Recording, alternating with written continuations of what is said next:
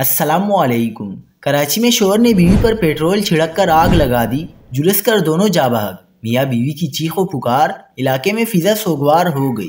کیا آپ حالات حاضرہ سے آگاہی حاصل کرنا چاہتے ہیں؟ خبر کے پیچھے چھپے اصل حقائق جاننا چاہتے ہیں تو ابھی سبسکرائب کیجئے جلمل پاکستان کو اور ساتھ ہی گھنٹی کے نشان پر کلک کر دیں۔ آپ کو بتاتے چلیں کہ کورنگی مدینہ کالونی میں شوہر نے شک کی بنا پر بیوی پر پیٹرول چھڑک کر آگ لگا دی اور خود بھی آگ سے جھلس کر شدید زخمی ہونے کے بعد دم توڑ گیا۔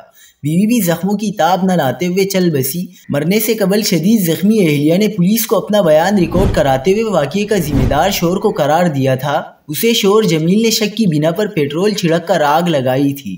ایس ایچ او زمان ٹاؤن راؤ رفیق نے بتایا کہ کورنگی 2.5 نمبر کوسٹ گارڈ چورنگی مدینہ کالونی میں گھر کے اندر آگ لگنے کے واقعے میں 28 سالہ جمیل احمد اور اس کی اہلیہ 22 سالہ مسکان جھلس کر دم توڑ گئے۔ خاتون کا کہنا تھا کہ میرا شوہر آئس اور پاؤڈر کا نشہ بھی کرتا تھا۔